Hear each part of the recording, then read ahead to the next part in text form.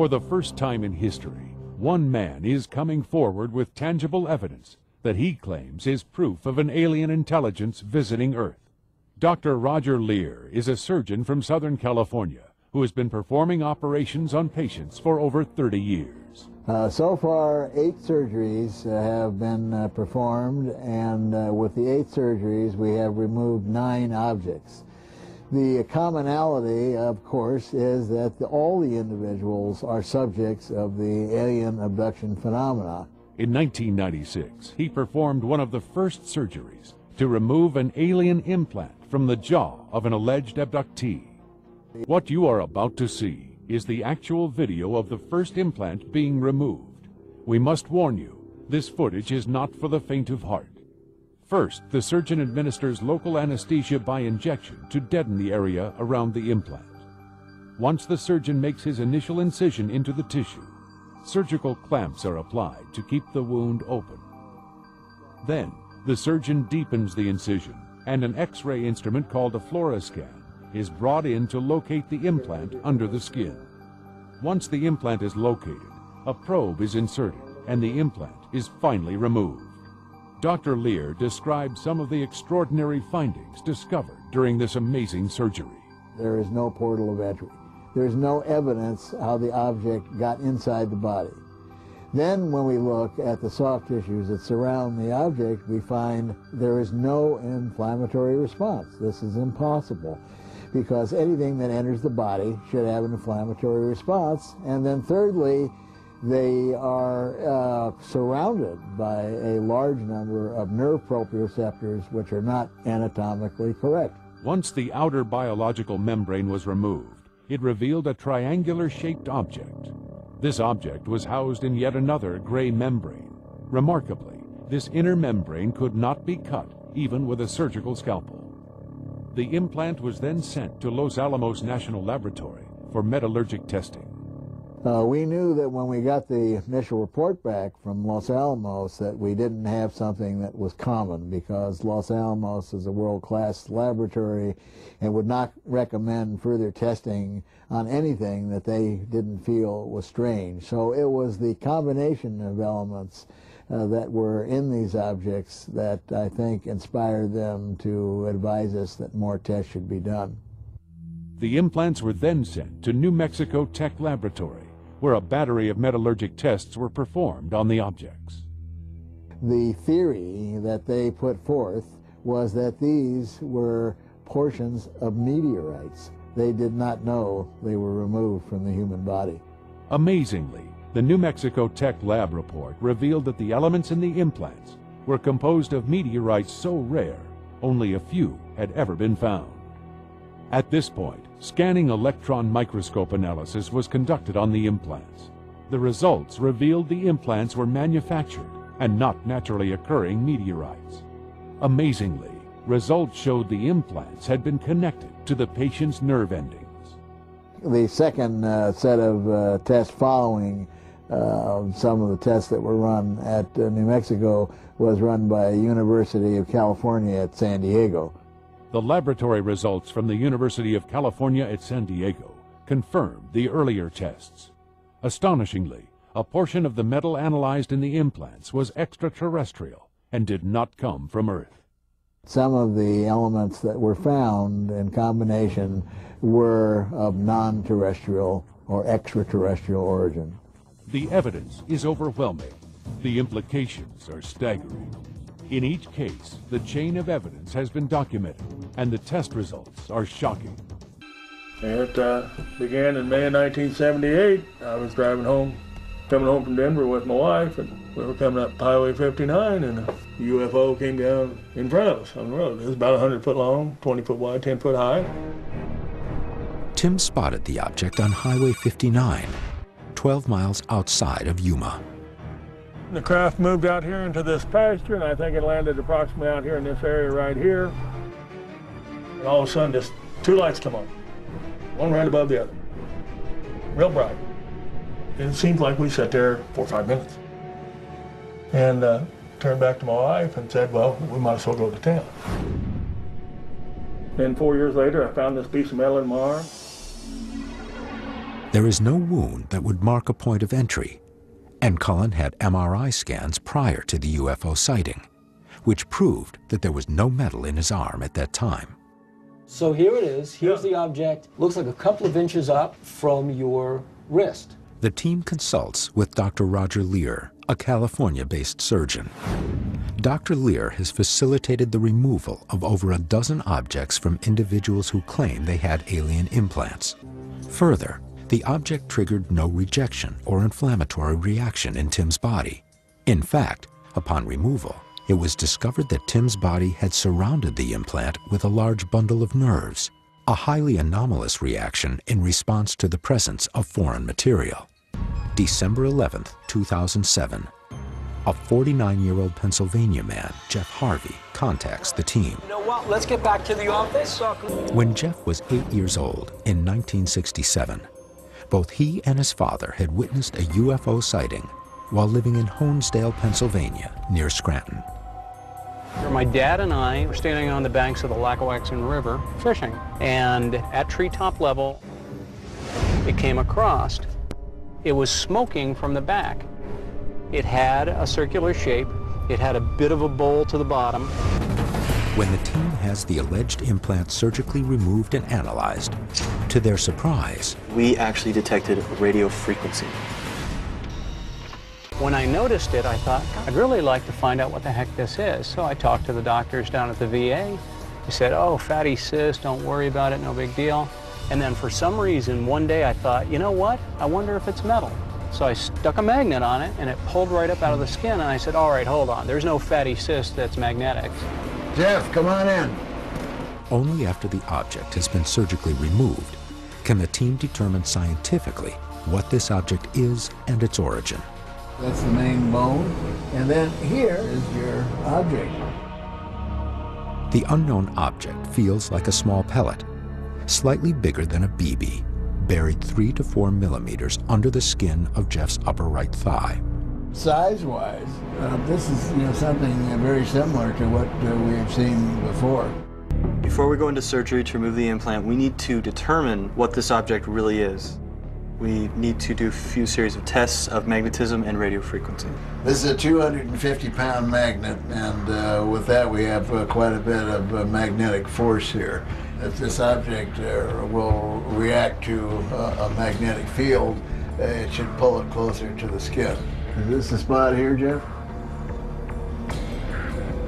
Right there. Right here, okay. Yeah, it does stand out a little bit. See the skin? Yeah, I can. See, it's pulling out in just a small circular area, is that right? Right. How far out would you say that it's pulling out? A good 1/8 of an inch. Good 1/8 of an inch. Now we're going to be testing for radioactivity, electromagnetic fields, and radio frequencies next. Before we permanently remove this implant, we need to see if there's anything detectable going on. We do know that it's magnetic. Maybe it's giving off a radioactivity, maybe it's giving off a radio signal. We need to determine if it's just a piece of metal or it has some greater purpose. This instrument is called a Gauss meter, and it's for the detection of electromagnetic fields. Let's see what happens. Okay. That noise is a very strong electromagnetic field. That's get a reading of 10 milligauss, which is extremely strong. It's highly unusual for a tiny speck of metal to give off such a strong signal, unless it's connected to a power source. I wasn't that curious up until just now when you got a reading on output. Now the next instrument we use is a radio frequency detector. We have 2 ranges here that we can change from. One is the gigahertz range and the other is the megahertz range. Dr. Lear is sweeping a wide range of possible radio frequencies, from the bottom of the megahertz range and continuing upward to the top of the gigahertz range. Megahertz is the wavelength used by television and FM radio stations. Gigahertz is much higher, used for microwave ovens and cell phones, among other applications. It is emitting a radio frequency. It looks to be like about 59.125254 gigahertz. This is the megahertz range now. which is a 35.893, and this is megahertz. The megahertz reading fell under a VHF band. The VHF band is used by satellite radio and terrestrial communication, which is used by the government as well as the consumers. Well, I think we've learned something today, and we'll wait for tomorrow to have it in our hand. The evidence that we were able to test was pretty interesting, actually. We came out with a reading of 10 milligauss and also a radio frequency of 35 megahertz and 59 gigahertz. 35 megahertz is VHF, and that's radio, FM radio, or television. Good chance there's a lot of background radiation around. It might have picked that up. But the other one, 59 gigahertz? 59 gigahertz. That's extremely high frequency. Those are the radio frequencies that radio astronomers use to detect radio frequencies coming in from outer space. Dr. John Matriciano, a general surgeon practicing in Thousand Oaks, California, is conducting the operation. There we see it. There we go. Finally. Now I'm going to use the local anesthesia. And we're going right to the spot we marked before. So we're going to, so I'll make a little nick with the skin.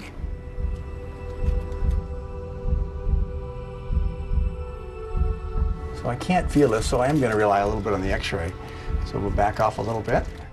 Okay, I think we begin to see something here. Okay. Yeah. So look at a little bit of a black dot going there. Yep. Make sure we're on the same spot. I'm going to grasp this if I can. Looks like you're on it. Looks like we're right on it. So. Are you gripping it hard? Try not to damage it. No, it's slippery. I've got it here. See it? Yeah, it's definitely solid. Dr. Matriciano is surprised to find that Jeff's tissue has attached itself to the object. It looked like it was encapsulated in organic material that was actually attached to Jeff's body. So there was a little bit of a tugging to get it out there. That's it. Yep. We got it. Hold that for a second. That's it. The size was surprising of the object. It appeared more flat and roundish, and I was really surprised that something of that size was generating a signal outside of my body. So it's in the serum. Okay. I'm just curious to see what happens, like many are, now that it's out, what changes. Yeah, the next step with this will be to get it to the lab to begin running our tests on it. The team conducts tests to determine if it still emits an unusual radio frequency as it did before. Tell me about the radio frequency test. The radio frequency actually canceled and stopped. The implant is no longer emitting a signal. Hey, Richard. I brought the sample that we discussed. You want to show us the optical microscope? Sure. The next step is to analyze the object itself. Is it something that can be identified, or is it an anomalous object? The team takes the sample to Richard Mattson of SEAL Labs in El Segundo, California. With 36 years' experience, the company is one of the leading independent analysis laboratories in the country. The object has two distinct areas, a light inner layer and a dark outer shell. I do look at the outside surface, and it did appear to be blackened or charred, if you want to say. It appears to be something that's dried, gel-like. That we're calling the fin, because it kind of looks like a fin coming off the side. And I'm very curious to know, what's this made of? So this is a scanning electron microscope. Right here we have an electron source, which shoots electrons down vertically at the sample. We can scan the sample in X and Y. We can get X-ray diffraction, which will give us the information about the elements that are in the sample. It's a nice piece of equipment. Yeah, it is. There it is. Can we get the X-ray off of this sort of fin-like material? Sure. I think we see here that it's not actually a material that's protruding from within the sample. It's actually something attached. Right. The spectra of that material, it's organic. So for some reason here, we've got a piece of the human body that's attached itself to the exterior surface of the sample. So this is really interesting because the human body has two kinds of reactions to a foreign object. One was the more extreme case where it would encapsulate it in pus and transport it out. And the second one was where it would just encase it and have a minor inflammatory reaction. It seems here that some material from the human body has actually attached itself to the sample, which to me doesn't seem like either of those cases that Dr. Lear described. Usually it would reject it, but in this case it's actually embracing it. Yeah, it's attached itself. Very interesting. We're going to perform surgery to remove foreign objects from individual bodies who believe that they have been abducted by aliens. We'll scrutinize 2 of the objects at a state-of-the-art materials testing lab. We believe that we have a definitive physical evidence that the abduction phenomena is real. I'd like to thank Bob Brown and the UFO Congress for giving me the opportunity to do this presentation today. I'm going to present some new material that you have not heard about before. And this is based on the 15th surgery that we've done for removal of alien implants. We'll simply call this case file SC0010908. And if I can work this machine, we'll go on. Now, the patient has been using a pseudonym. His name is John Smith. He's 47 years old, and he is married with 3 children. He resides in Southern California, and his occupation just happens to be a physical scientist. So very strange things involved in this case. He has a positive alien abduction history, and as you know, ANS Research has a very strict set of protocols and criteria that we use before any surgery is performed. And John fulfilled all the criteria and protocols and became the 15th case. The area of concern here is the second toe of the left foot. We had x-rays taken, and they showed a metallic foreign body measuring about 4 millimeters in length and about the thickness of a pencil lead. And as you know, in the other cases, we've seen about the same thing. So we have a number of these, at least 8 or 9, which all look the same and have the same essential qualities. What's unusual, another thing that's unusual about this case is when we did the scientific study of what we have here, we find it's sort of an embodiment of all the other 14 cases. If you've been following my research as it's been going, if you go way, way back to the first and second cases, and we had laboratory data coming from Los Alamos National Laboratories and from New Mexico Tech. If you remember, they didn't know what these samples were. This was a blind study, and they came back with a conclusion that these are a meteorite-like samples. And as you know, people don't step on meteorites or whack them with their hand, otherwise they'd have a very big hole, and probably not much material would be embedded in it. Once the x-rays are taken, and we know that there's an object there, we use a CAT scan, and the CAT scan will give us the approximation of where the object lies, and we're able to then do the surgery more specifically. I told you it was about 3 to 5 millimeters. It's radio dense. That means that it appears in an x-ray about the thickness of a pencil lead. Second toe again. Estimated date of insertion was February the 28th of 2008. And how do we know that? Well, the individual remembers waking up in the morning, and he saw a couple of drops of blood on the bed sheets, and he looked down at the toe, and there was a couple of small puncture wounds which healed within a very short time. As with the other cases, again, there was no scar and no portal of entry available. Also, if you recall, before we take anything out, we like to find out as much information as possible as to what's going on. And as we're able to do that and get better and better equipment, we're able to get much more knowledge.